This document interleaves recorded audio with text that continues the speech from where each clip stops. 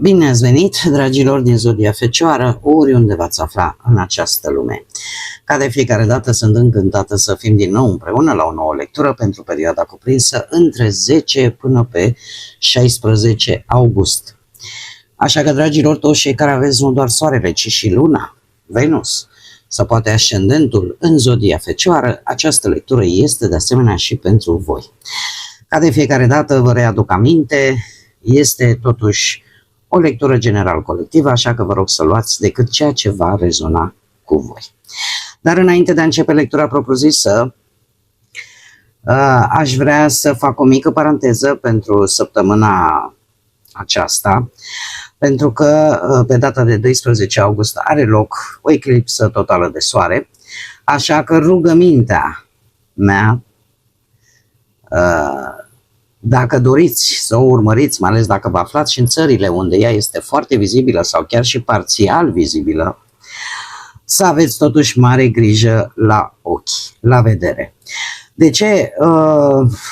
Curiozitatea stă în natura noastră umană, mai ales că vorbim despre un fenomen destul de rar, destul de spectaculos, dar din punctul meu de vedere nu merită să ne punem vederea în pericol, așa că, dragii mei, nu priviți direct soarele și nici măcar cu ochelari de soare obișnuiți sau poate chiar cu telefonul în ideea, lasă că pe mine nu mă afectează.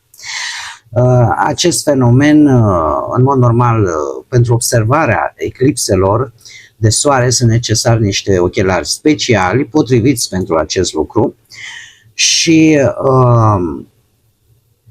eu zic că vederea este prea importantă ca să ne asumăm un risc doar din pură curiozitate.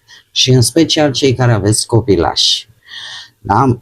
Am ținut să fac acest avertisment, acest sfat, această rugăminte la toate zodiile din această serie de lecturi, în ideea că dacă o singură persoană poate, nu știa acest lucru și îi vine bine acest sfat, această rugăminte a mea și îl ferește de o consecință ireparabilă, din păcate, pentru că retina poate fi afectată iremediabil, eu zic că e un lucru bun. În al doilea rând, trebuie să vă spun că voi face un videoclip separat dedicat acestei eclipse din 12 august, în care voi vorbi mai pe larg despre partea astrologică, energetică și spirituală și vom vedea, desigur, ce mesaje poate aduce această eclipsă pentru fiecare dintre cele 12 zodii. Dar, lămurite aceste aspecte, haideți să intrăm în lectura voastră și să vedem care este energia generală pentru voi, dragilor, din Fecioară în săptămâna 10 până pe 16 august. Care este energia? Și avem două chiar.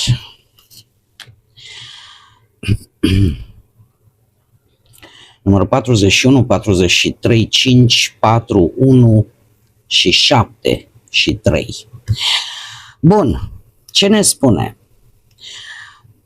Avem două energii și e foarte interesant, aici avem chiar și zâna florii de lotus roz. Dragii mei, se pare că voi, cel puțin o parte dintre voi, în această săptămână veți fi foarte gentili, așa, foarte pacifici, foarte timizi chiar, dar cel puțin asta ar fi tendința. Dar este o săptămână în care va trebui să acționați, să încercați să vă ocupați de o anumită problemă, de o anumită situație, în care va trebui să lăsați această timiditate și poate acest pacifism, să spunem, într-un mod, desigur, cât mai rezonabil, dar e o energie care te împinge, vrei nu vrei, să ieși din această carcasă în care poate unii dintre voi ați stat de ceva vreme, în care poate n-ați avut curaj sau poate ați zis, lasă că de ce să iesc tot felul de tensiuni, mai bine suport eu, las de la mine. Se pare că nu o să fie chiar așa de ușor. Iar o altă energie care o avem aici, zâna florii de lotus roz, ambele cărți să știți că ne vorbesc de creștere personală, de spiritualitate și de o perioadă în care relația între ceea ce voi vă doriți, între corpul vostru fizic, trebuie să fie una cât mai corectă. Este o săptămână în care ar fi bine să vă faceți timp și pentru sufletul vostru, să acceptați și să vă acceptați așa cum sunteți, să vă acceptați atât părțile pozitive, cât și pe cele mai puțin pozitive. În momentul în care se realizează, logic, nu suntem perfecți și avem și defecte și începem să lucrăm la acele defecte, cel puțin să le ameliorăm, abia atunci se obține acest echilibru între minte și suflet și între corp și suflet. Așa că ambele energii ne vorbesc de posibilitatea ca voi să creșteți atât din punct de vedere spiritual cât și mental până la urmă, iar asta vă ajută, ambele energii vă ajută ca și organismul vostru să funcționeze într-un ritm mult mai echilibrat. Știți cum e? Era că nu știu cum îi spune în românește. În latină se spunea că o minte sănătoasă într-un corp sănătos. Eu aș mai adăuga un suflet echilibrat cu o minte sănătoasă nu poate face decât să avem și un corp sănătos. Haideți să vedem și ce ne spune tarotul. Ce vine pentru dragii mei din Fecioară în săptămâna 10-16 august, atât pe plan profesional, financiar sau sentimental.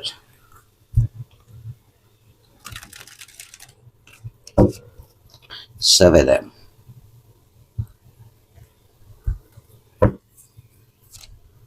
Și avem un 9 de monede,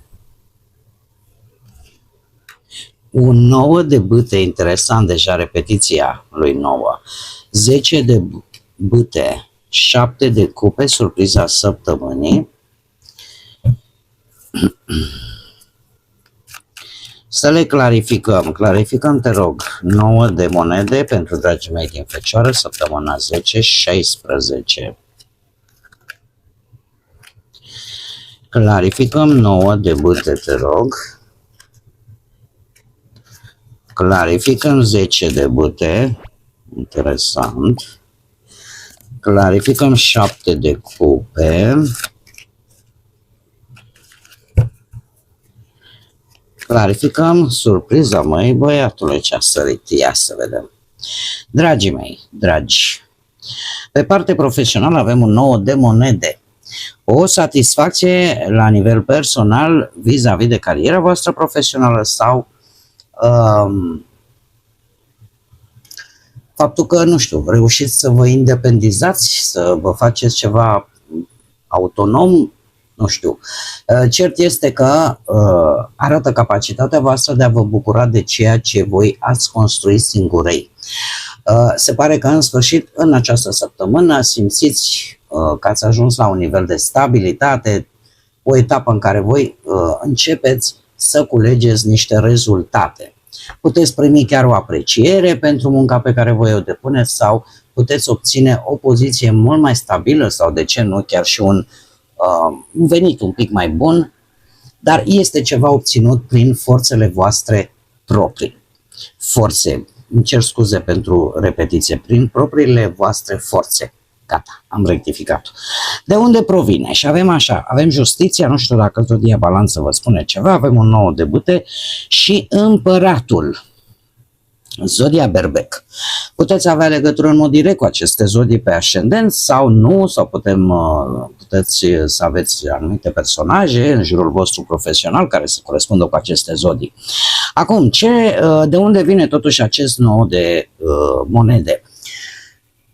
Acest nou de monede vine prin faptul că voi ați luat o anumită decizie într-un mod cât mai corect și bazată pe fapte. Ați analizat într-un mod destul de corect, destul de drept anumite informații înainte de a vă decide către, nu știu, către ceva, că e proiect, că e job, nu știu, ați analizat anumite reguli, ce responsabilități aveți la locul de muncă, în așa fel încât voi să vă faceți treaba cât mai corect și cât mai bine.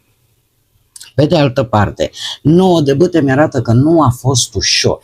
Nu a fost ușor deloc, dar nu ați renunțat și asta este, ați perseverat, iar împăratul îmi poate vorbi de o energie care îți va da până într-un final recunoașterea bine meritată. Poate să fie un șef, cineva cu autoritate, cu putere și eu aș spune că dacă voi aveți legătură în mod direct cu zodia Berbec, trebuie să vă spun că chiar puteți prelua conducerea unui anumit proiect, unei anumite echipe, să fiți într-o poziție, să zicem, voi de putere în care veți organiza fiecare ce sarcină are de făcut, în care veți stabili anumiți termeni clar, chiar puteți să planificați și să prioritizați ce pași sunt necesari pentru, cel puțin pentru ca voi să vă atingeți un obiectiv concret. Da? E ca și cum ți-ai crea, domne, îmi creez strict, mă organizez atât de bine, pe calendaristic vorbind. Azi facem așa, mâine facem așa. Da? Lucrul ăsta împreună v-a ajutat să aveți să obțineți această independență profesională, poate, sau acest confort din punctul ăsta de vedere profesional, această recunoaștere. Pe partea bănuților, avem un 9 de bâte. Se pare că greul nu trece așa ușor la voi. 9 de bâte pe partea banilor îmi vorbește de nevoia de atenție, nevoia de disciplină. De ce? Pentru că ați avut ori un conflict, ori o dispută legată de bani sau din cauza banilor, poate și cu alte persoane, una sau mai multe, dar cel puțin încă una, iar voi sunteți în poziția de apărare. Eu vreau să apăr ce îmi aparține mie. Nu știu, dacă nu vorbim de bani, putem vorbi de lucruri de valoare, case, proprietăți, nu știu, ceva de valoare. Și într-adevăr sunteți în această săptămână în această poziție în care vreți să vă protejați resursele voastre, să vă, cum să spun eu, o să mențineți și în această săptămână un anumit control vis-a-vis de cheltuieli și voi știți că banii sau ceea ce voi aveți de valoare în acest moment nu a fost obținut ușor, a fost obținut prin efort constant. 5 de bâte, așa cum am mai spus, situații care vă v-au cerut să acționați destul de rapid, să fiți foarte buni strategi. Poate că unii dintre voi chiar, nu știu, ați participat poate la anumite licitații unde ori oferta era foarte limitată, ori exista foarte mare concurență în acel moment. Și a trebuit să fiți foarte creativi, dar și curajoși pentru a reuși să obțineți poate ceea ce voi vă doriți. Tocmai de aici apare și această idee, dom'le, trebuie să protejez ce cu destul de multă greutate am obținut. Acum, ce e interesant, pe partea relației avem un 10 de bâte. E o greutate care se duce în relația voastră. Nu știu dacă voi vă asumați mai multe responsabilități decât puteți duce în ideea de a ține relația pe linia de plutire, dar ce am eu aici și de unde provine acest 10 de bâte? De la Arcanul Major Moarte avem Zodia Scorpion, un as de bâte, un 9 de monede și un paș de monede. Deci avem Scorpion și aici avem zodii de pământ, la fel ca și voi, Taur, Fecioară sau Capricorn. Ce este foarte interesant aici, s-a petrecut o transformare în zona cuplului cu ceva timp în urmă. Eu aș spune că relația voastră a trecut printr-o schimbare importantă în modul în care poate atât voi cât și partenerii voștri v-ați raportat unul la celălalt. Și poate exista și o teamă vis-a-vis de această schimbare și, cum am mai spus, voi poate ați încercat să mențineți această relație care simțeați cumva că nu funcționează așa cum trebuie și chiar să fie apărut tot felul de conflicte între voi. Pe de altă parte, asul de bâte vorbește de acțiune. Acum, dacă mă întrebați pe mine, dragii mei, și nu vreau nici să vă supărați și nici să vă necășiți, eu spun decât ce mi-arată cărțile să vă arăt. Ce văd eu aici? La voi, într-adevăr, există necesitatea, sau cel puțin a existat cu ceva timp în urmă, nu foarte mult, necesitatea unui nou început sau unei schimbări care erați conștienți că trebuia făcută, dar au existat alți factori. Voi, poate că unii dintre voi sunteți posibil dependenți de partea asta materială. Plus de asta, asul de bâte mie mi-arată că există nu știu câte sentimente există, nu știu câte emoții există în relația voastră, din câte văd eu aici nu mi-apare acest lucru și de asta v-am spus să nu vă necăjiți și să nu vă supărați sau să mi luați în nume de rău, dar există într-adevăr, știi cum e că te poți înțelege cu o persoană în cuplu din punct de vedere chimic. Dom'le, nu pot să zic că simt nu știu ce mare lucru, dar mă simt atrasă de persoana asta. Sau sunt relații care se bazează foarte mult pe stabilitate materială și mai puțin pe sentimente. Sunt lucruri reale pe care cu siguranță nu le neagă nimeni. Nu știu dacă partenerii voștri au legătură cu zodiile de pământ, la fel ca și voi, cum am mai spus, Taur, Fecioară sau Capricorn, dar faptul că toate aceste cărți duc la un 10 de bâte, mie îmi spune că voi acceptați multe lucruri. De ce? Pentru că există un 9 de monede, adică există o distanță emoțională, poate că fiecare dintre voi trăiește prea mult în lumea sa, dar, paradoxal, există o dependență. Ori o dependență, ori faptul că o obișnuință mai degrabă. Pentru că în momentul în care fiecare face ce el, tai capul și nu deranjează pe celălalt, dar nu există o conexiune emoțională, sentimentală între voi, avem o regină de monede, care în această situație îmi poate vorbi de un sacrificiu prea mare pe care unul dintre voi îl face.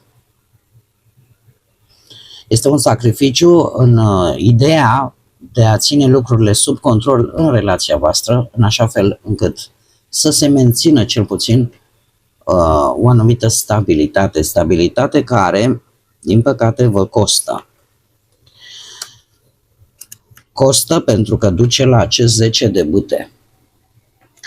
Da? Și aduce relația într-un moment de destul de multă presiune, de destul de multe responsabilități care cresc.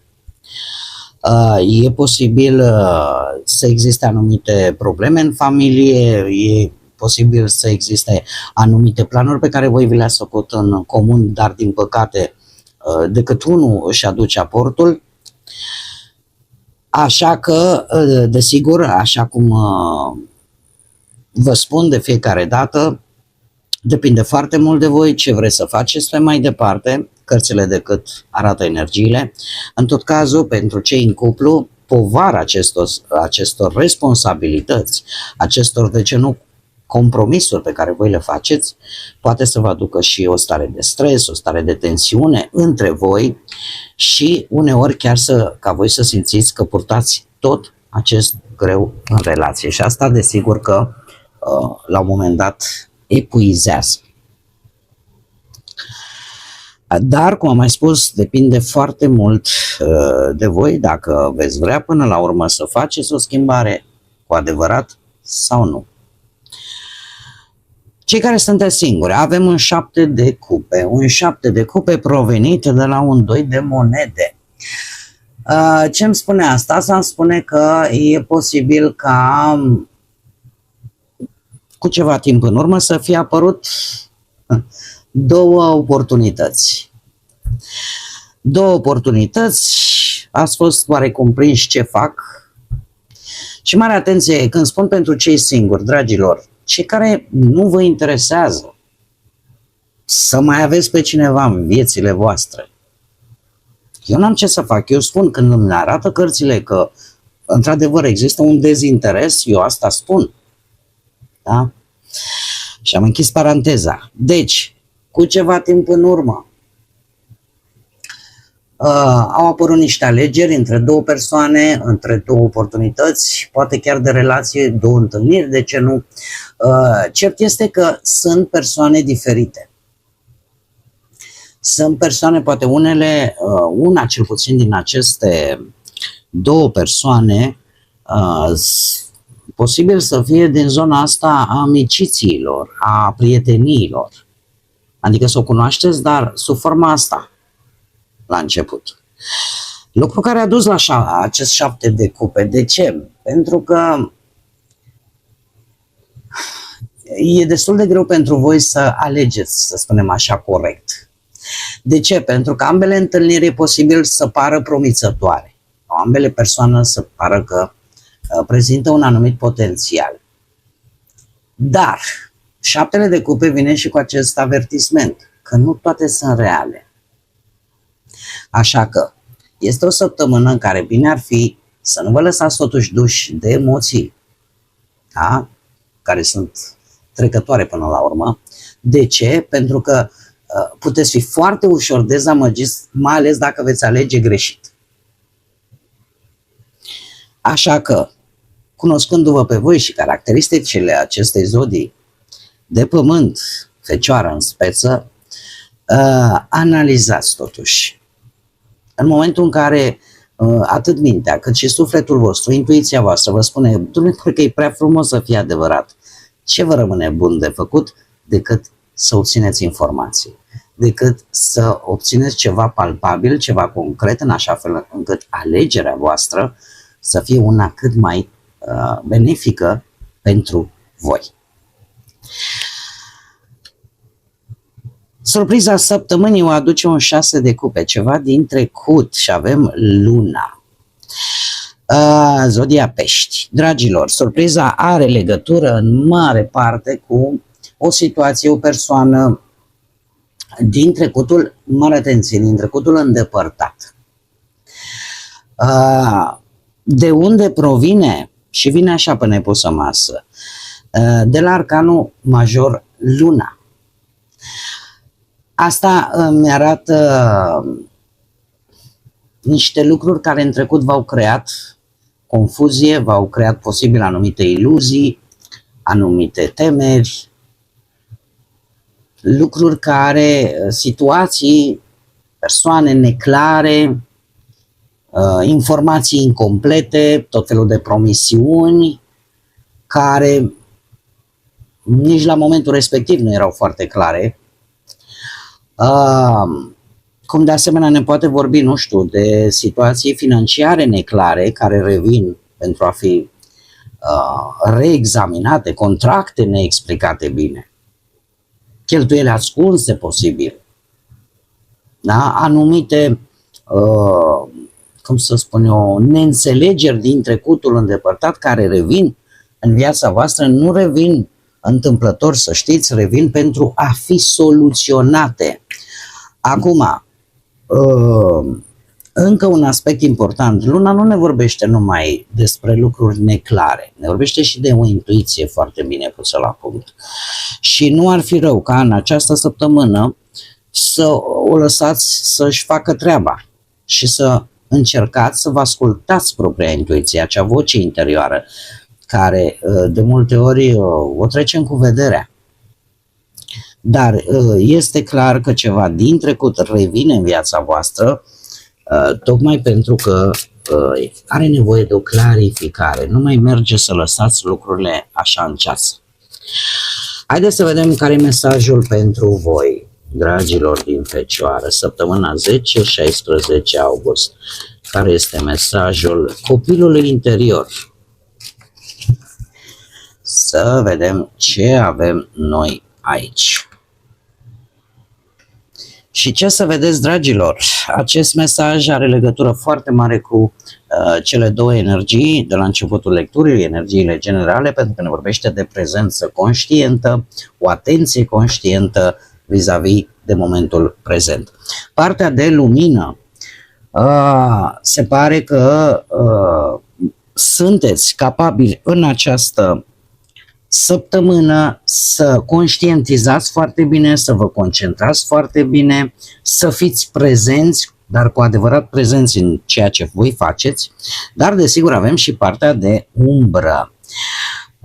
Și anume, foarte ușor vă puteți distrage sau alții vă pot distrage de la ceea ce este important pentru voi, așa că avem și neatenție sau o lipsă de atenție, cum de asemenea avem și împrăștiere, dar lipsa asta de organizare sau a fi cu mintea poate în mai multe direcții deodată.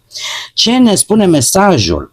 Spune așa, că trebuie să fii prezent în momentul actual, să conștientizezi ce îți aduce cu adevărat, adică momentul în care conștientizezi acest lucru, că trebuie să fii atent la ce se întâmplă în acest moment, asta voi vă va ajuta să vedeți lucrurile cu mai multă claritate. E ca și cum mai spune, trăiește prezentul cu atenție, pentru că atunci când tu ești conștient de ceea ce se întâmplă în jurul tău și în interiorul vostru, atunci cu siguranță veți vedea lucrurile mult mai clar. Așa că partea asta de umbră vă avertizează asupra distragerii atenției, tendința de a vă împrăștia în prea multe direcții odată, așa că îndemnul este să trăiți în prezent, să acordați atenție fiecărui pas, pentru că, așa cum am mai spus, atunci când sunteți cu adevărat atenți și focusați pe ceea ce vine în viața voastră, cu siguranță veți obține și claritatea de care voi aveți nevoie. Bun, dragii mei, cam aceasta a fost lectura pentru voi, pentru această nouă săptămână de august. Eu vă mulțumesc desigur că ați fost alături de mine și până data viitoare când ne vom reîntâlni la o nouă lectură, nu uitați desigur, suflete frumoase, să gândiți înalt, să zburați înalt și lăsați ca pacea, credința, lumina și iubirea să vă însoțească la fiecare pas.